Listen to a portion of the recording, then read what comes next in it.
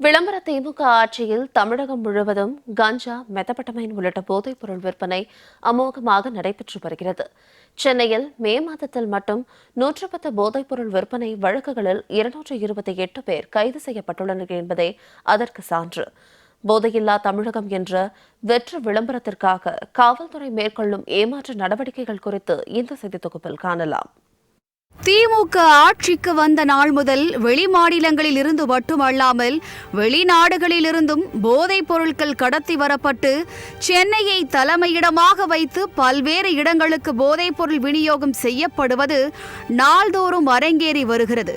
இதற்கு சாட்சியாக கடந்த ஆண்டு சுமார் 2000 கோடி ரூபாய் மதிப்பிலான போதைப் பொருட்களை கடத்திச் செல்ல முயன்றதாக திமுக பிரமுகரான ஜாஃபர் சாதிக் என்பவரை டெல்லியில் கைது செய்த போதைப் பொருள் தடுப்பு பிரிவு போலீசார் அவரை விசாரணை வளையத்திற்குள் வைத்துள்ளனர்.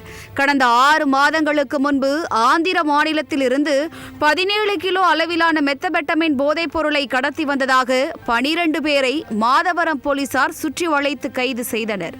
கடந்த ஜூன் 3ஆம் தேதி சென்னை மாநகர காவல் ஆணையரகம் அமைந்துள்ள வேப்பேரி பகுதியிலேயே 170 கிலோ அளவிலான கஞ்சா பறிமுதல் செய்யப்பட்ட நிலையில் அதனை 108 கிலோ கஞ்சா மட்டுமே பறிமுதல் செய்திருப்பதாக காவல்துறை குறைத்து காண்பித்துள்ளது பல்வேறு சந்தேகங்களை எழுப்புகிறது. இந்நிலையில் சென்னையில் போதைப் பொருட்களுக்கு எதிரான நடவடிக்கையின் மூலம் மே மாதத்தில் மட்டும் 110 வழக்குகள் பதிவு செய்யப்பட்டு 228 பேர் கைது செய்யப்பட்டு இருப்பதாக பெருநகர காவல்துறை செய்தி வெளியிட்டுள்ளது.